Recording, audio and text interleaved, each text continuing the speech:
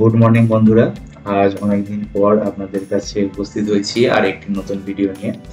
বেশ কিছু অসুবিধার কারণেই বহুদিন কোনো ভিডিও আমি আপলোড করতে পারিনি, তারপরে সুবিধা হলেও করে হওয়া ওঠেনি।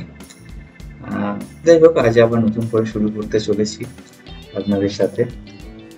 তো আজ মূলত আমরা যাচ্ছি কুমানগনি, যেটিকে বাংলার গ্র্যান্ড ক্যানিয়ন বলা হয়, এবং এর সাথে বিষ্ণুপুরের কিছু টেরাকোটা মন্দিরগুলো দেখবো। যতটা সময় হয় ততগুলোই দেখবো এবং আপনাদের সাথে শেয়ার করব। তো চলুন শুরু করা যাক। এটা মূলত তারকেশ্বর থেকে আরামবাগের দিকে যাওয়ার রাস্তা, আর এখানটা হচ্ছে কাবলে।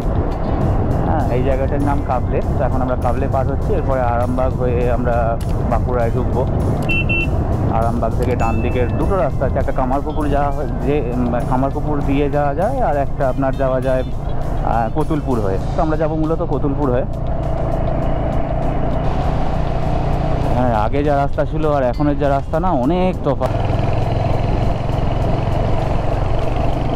আর সামনে যে যাচ্ছে একটি গাড়ি, ওটি আমার বন্ধু মূলত।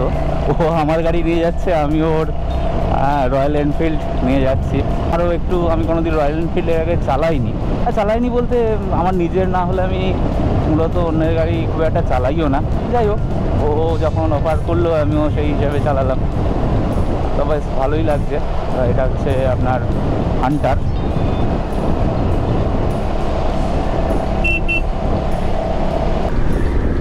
এই মুহূর্তে এসে পৌঁছালাম আরামবাগের টাউনে ঢুকে গেছি আমরা।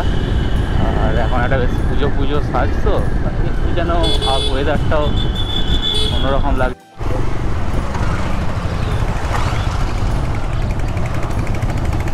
আলিপুরের আগের বৃষ্টি, মানে দ্বারকেশ্বর নদীর ওপর, যেটি ভেঙে গেছে। একটা সাইড দেখলেন আপনারা, কাজ চলছে এখনো। তার জন্য যেটা হয়েছে অসুবিধা, এখান থেকে বাস যেতে পারছে না। আর যেগুলো এই কামারপুকুরের বাস ছিল, সেগুলো ডিরেক্টলি আর যেতে পারছে না এটা দিয়ে। কিছু কিছু বাস সার্ভিস এরকমও চলছে যে ওপারে নেমে এসে আবার এপাশ থেকে ধরতে হচ্ছে প্যাসেঞ্জারদের। এখান থেকে আমরা যেটা যাব, ডান দিকে চলে যাব। আর এটাই হচ্ছে কতুলপুর যাওয়ার জন্য রাস্তা। বেঙ্গাই মোড় ক্রস করার পরে যে রাস্তাটা পাচ্ছি, সেটা পুরোটাই দেখছি এরকম ঢালাই, মানে টারমেকের রাস্তা। তো বেশ, তো তার জন্যই আর এত বর্ষা সত্ত্বেও রাস্তাটা ঠিকভাবে খারাপ হয়নি। আর ছোটো ছোটো গর্ত ছিল এর আগে যতটা এলাম আরামবাগ থেকে ডান দিকে নেওয়ার পর, মানে কতুলপুরের থেকে ঢোকার পর থেকে কোথাও কোথাও ছোটো ছোটো গর্ত, কোথাও সেগুলোকে জাস্ট একটু করে সারাই করা হয়েছে, গর্তগুলোকে বোঝানো হয়েছে এইভাবে। এখন আমরা কতুলপুর ছাড়িয়ে বাঁকুড়ায় ঢুকে গেছি, এবং বাঁকুড়া ডিস্ট্রিক্টে, মানে হুগলি থেকে বাঁকুড়া ডিস্ট্রিক্টে ঢুকে গেছি। আর এখানটা বেশ ফাঁকা জায়গা, মানে সেই রকম কোনো দোকানদানি বা ঘর বাড়ি সেরকম কিছু নেই। একটা দুটো এরকম মুরগির ফার্ম দেখতে পাচ্ছি, মানে যতটা এলাম এর আগে থেকে পুরোটাই এরকম ফাঁকা। আর এখান থেকে একটুখানি গাছপালা দেখা যাচ্ছে, এর আগে যতটা এলাম পুরোটাই প্রায় দুদিকটা মাঠ ছিল শুধু।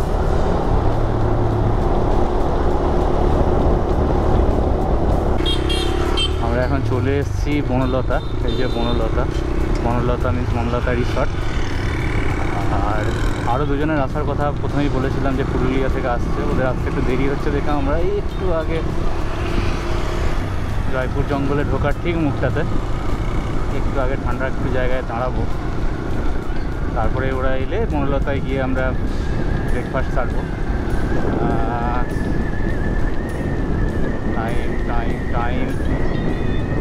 টাইম হচ্ছে 9:23, সকাল 9:23। ঠিক আছে, অসুবিধা নেই। ওরা আশা করছি আর আধা ঘন্টা চলে আসবে, তারপরে আমরা ওখানে এটা সারবো।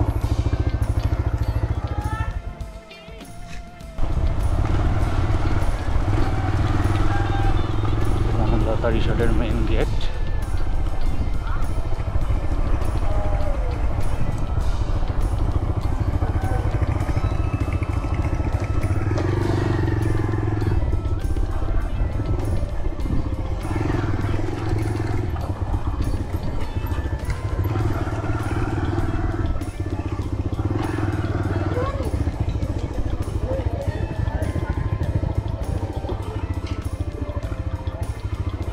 তো আমরা ব্রেকফাস্ট করতে শুরু করে দিয়েছি। ব্রেকফাস্টে রয়েছে আলু পরোটার সাথে টক দই। দেখি আর কিছু নেওয়া যায় যদি সেটা।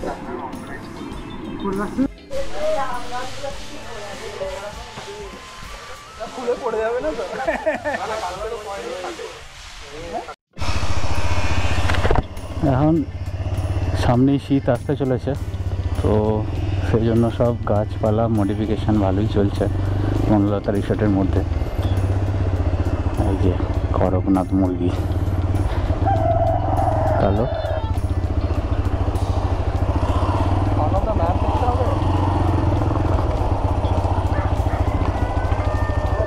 দেখলে তো ভালোই হয়। তোমার লাগিয়ে নেবে, ছাড়ো, বিপ্লব আছে তো, তোমার লাগিয়ে নেবে, ছেড়ে দাও।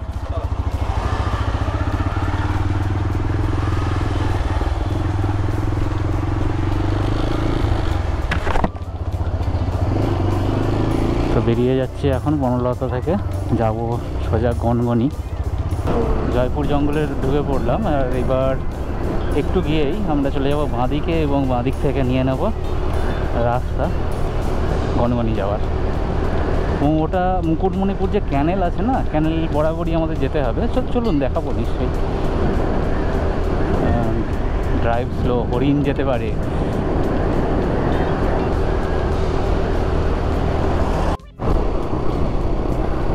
তো এই জয়পুর জঙ্গলের একটুখানি বলা ভুল, মাঝ বরাবর জায়গায় এসে একটা ব্রিজ আছে, এখান থেকে আমরা চলে যাব, নিয়ে নেব বাঁ দিকটা।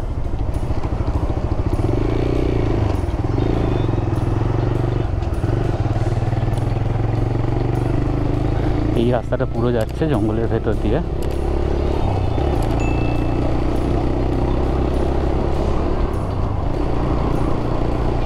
দেখুন কি অপূর্ব লাগছে, বাঁদিকে ক্যানেল, পুরো গ্রিনারি, চিরসবুজ, বর্ষার পরের যে সবুজ, অপূর্ব লাগছে।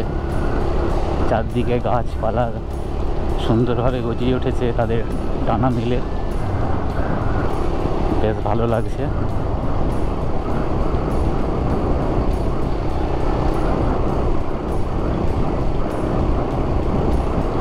অপূর্ব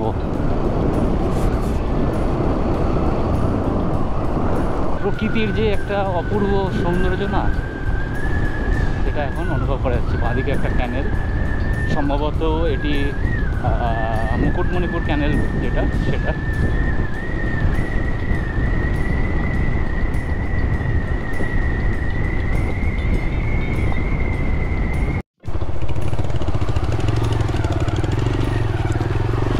এটি হচ্ছে তারকেশ্বর থেকে বিষ্ণুপুরের যে নতুন লাইন, মানে এখন যেটা গোঘাট পর্যন্ত চলছে, সেই লাইনটি সম্পূর্ণ কাজ হয়নি।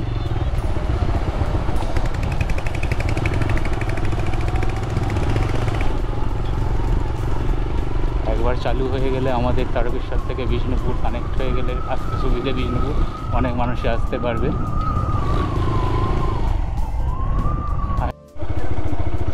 রাস্তা খুবই খারাপ বর্ষার জন্য, তো ইউটার্ন নিয়ে এখন আমাদের যেতে হবে, বিষ্ণুপুর হয়েই যাব ভাবছি।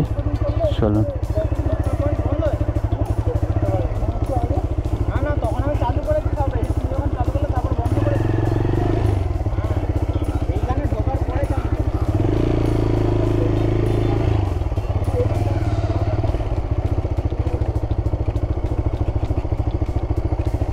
ইউটার্ন নিয়ে নিলাম, কারণ এটা খুবই খারাপ রাস্তা। এতটা রাস্তা এইভাবে বাইকে করে গেলে বাইকটাও নোংরা হবে।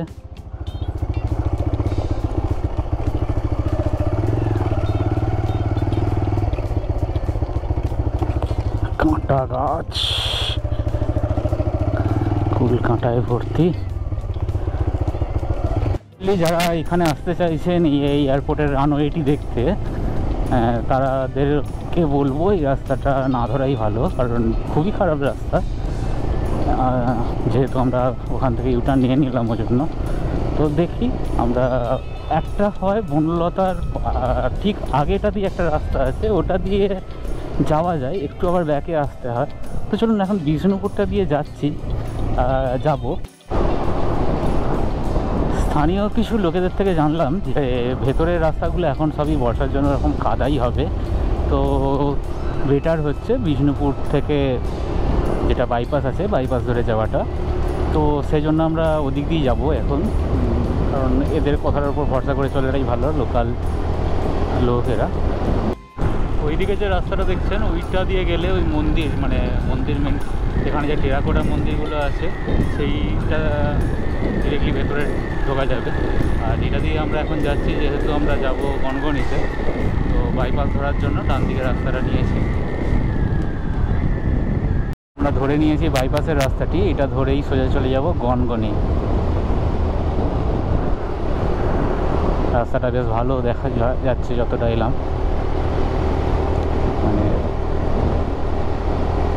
পরিষ্কার রাস্তা বলতে যা বোঝায়।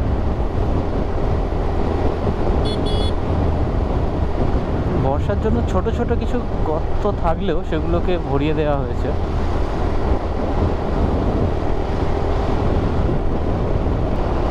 এখান থেকে খড়গপুর 80 কিলোমিটার।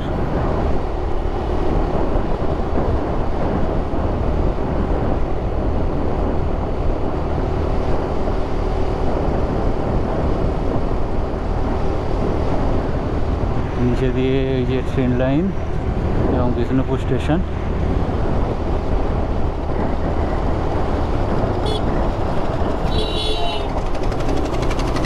এখানে স্পিড লিমিট দেখুন লেখা আছে 25, 40 যাচ্ছি। অবশ্য খুব টার্ন ছিল বলে করেছে, ঠিক আছে, এটা অ্যাকসেপ্টেবল।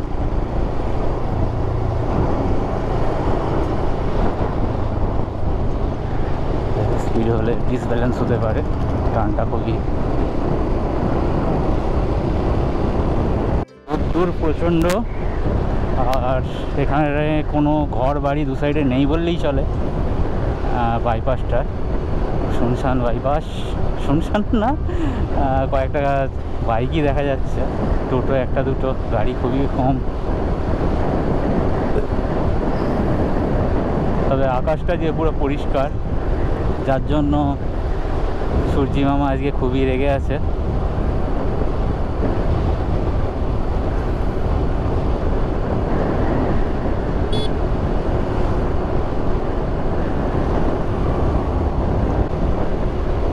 এটা অবশ্য জয়পুর জঙ্গলের মতনই, জায়গাটা খুব সুন্দর লাগছে।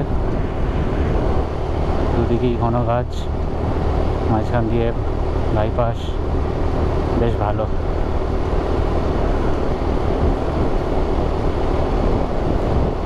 খুব কাছেই চলে এসছে।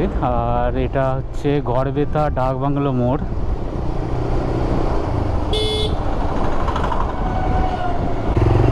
গনগনি 2.50, মানে আর 2.5 কিলোমিটার। এই রাস্তা দিয়ে 2.5 কিলোমিটার গেলেই চলে যাব আমরা গনগনি। আচ্ছা, একটু ঢুকেই ডান দিকটা নিয়ে নেব, মোরাম রাস্তাটা।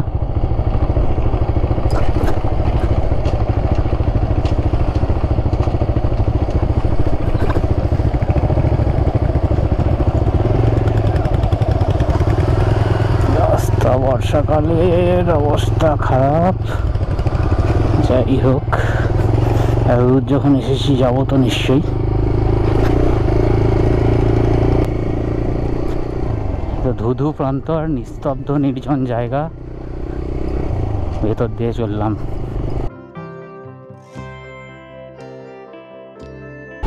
চলে এসেছি সম্ভবত গনগনি। এখানে খাবারের দোকান আছে।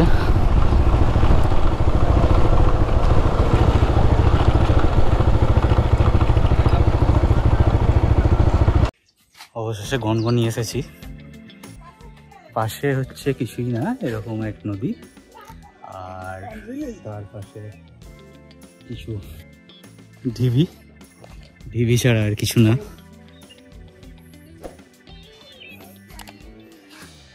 তবে ওয়েদারটা খুব ভালো, যে কারণে ছবিগুলো খুব ভালো আসছে। চলুন ভেতরের দিকে যাই, গিয়ে দেখাই কি আছে গনগনিতে অ্যাকচুয়ালি, ঢিবিগুলো কীরকম দেখতে। ভালো একদিনের ট্যুরে থেকে আর কি এক্সপেক্ট করা যায়। কাছাকাছি কলকাতা থেকে একদিনে না হলেও এখানে রিসর্ট আছে, সেই রিসর্টের থেকে আপনারা পরের দিন যেতে পারবেন। শনিবারের ছুটিতে চলে এলেন, রবিবার ফিরে গেলেন। গনগনিতে এসে দেখার বলতে এরকম কিছু ঢিবি বলা যায়, এক রকমের খাঁজ করা আছে, দেখতে খারাপ লাগছে না, ভালোই লাগছে। আর এর পাশেই রয়েছে এই যে নদী বয়ে চলেছে, কাশফুল হয়েছে দুর্গাপুজোর আগে, সুন্দর লাগছে। দেখার বলতে এগুলোই আছে। তবে এই জায়গায় আসলে শীতকালে আসবেন, ভালো লাগবে। একটু ঠান্ডা পড়লে, শীতকাল মানে একটু ঠান্ডা পড়লে আসতে পারেন, ভালো লাগবে।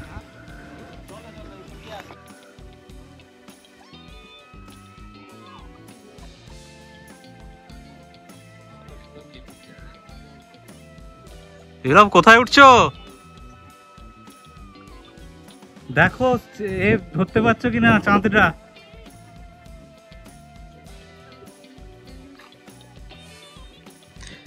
একদম আমি ঢিবির ওপরে চলে এসেছি, আর এখান থেকে নিচেটা কেমন লাগছে দেখুন। নট ব্যাড, বেশ ভালো লাগছে। কি বলেন? কমেন্টে জানাতে পারেন এই জায়গাটি কেমন লাগলো আপনাদের। পাশ দিয়ে এই সুন্দর নদী,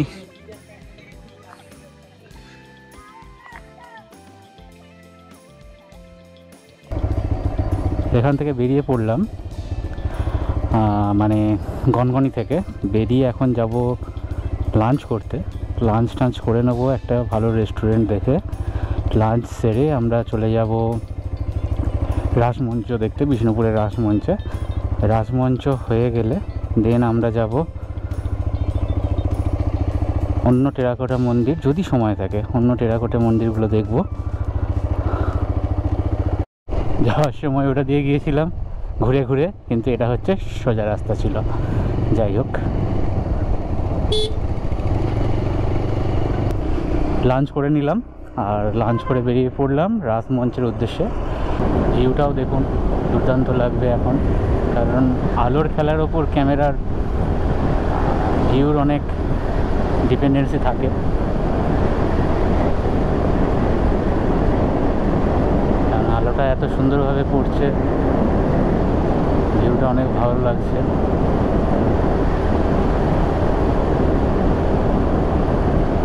আর ঠান্ডা ঠান্ডা ফিল হচ্ছে। একটু আগে যে গরমটা লাগছিল, সে গরমের ছিঁড়ে ফোঁটা লাগছে না এই জায়গাটাতে। আমরা এখন চলে এসেছি রাসমঞ্চে। আর রাসমঞ্চে যেহেতু ভেতরে কোনো ভিডিওগ্রাফি অ্যালাউড না, তাই বাইরে থেকে একটু দেখিয়ে দিলাম। ভেতরে আমরা নিশ্চয়ই প্রবেশ করব, সেটা দেখব, কিন্তু আপনাদের এটা ভেতরে এসে ভেতরের জিনিস দেখতে হলে এখানে এসেই দেখতে হবে, যেহেতু ভেতরে ভিডিওগ্রাফি অ্যালাউড না। রাসমঞ্চ থেকে আমরা এখন চলে এসেছি শ্যামরাই মন্দিরে। আর এই শ্যামরাই মন্দির সম্পর্কে ডিটেল ভিডিও আমার অন্য একটি ব্লগে অলরেডি রয়েছে, তো তার লিঙ্কও আপনারা আই বাটন থেকে পেয়ে যাবেন। যদি ডিটেলসে দেখতে চান, ওখানে গিয়ে এই মন্দির সম্পর্কে ডিটেলসে দেখতে পারেন। আর এরপর আমরা এখান থেকে যাব জোড়বাংলা মন্দিরে।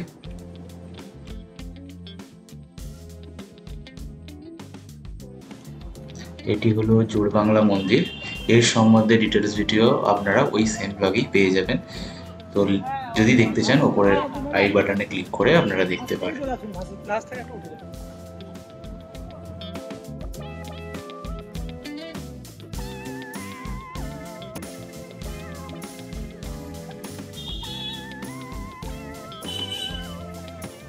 এটি হলো রাধেশ্যাম মন্দির, এবং এরও ডিটেল ভিডিও আপনারা ওই সেম লিঙ্কেই পেয়ে যাবেন। শুধু আপনারা এখানে ছোট ক্লিপটা দেখতে পারেন। ভালো লাগলে অবশ্যই এর ডিটেলড ভিডিওগুলো আপনারা ওই লিঙ্ক থেকে দেখে নেবেন। এবং এখানে দেখুন পাশে যেগুলো রয়েছে ভোগকক্ষ, নাটমঞ্চ,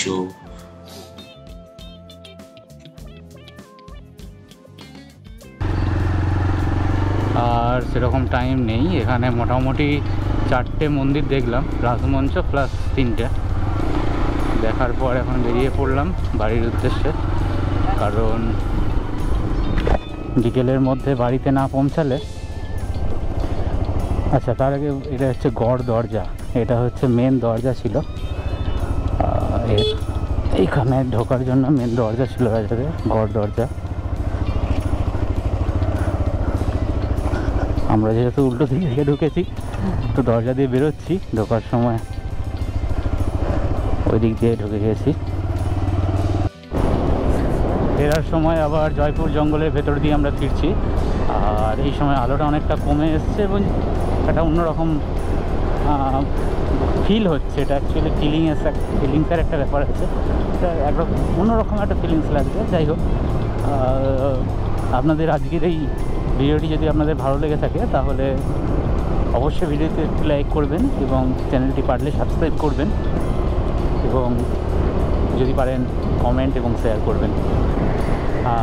অবশ্যই আগের কিছু জায়গায় আমি বেড়াতে গিয়েছিলাম, সেখানকার ভিডিওগুলো এই ভিডিওর পরে পরেই আসবে, এবং নতুন ভিডিও আসবে যেখানে বেড়াতে যাওয়ার প্ল্যান আছে দুর্গা পুজোর সময়, সেই সব ভিডিও আসবে, এবং এরপরে ক্রমাগত আপনারা ভিডিও পেতে থাকবেন।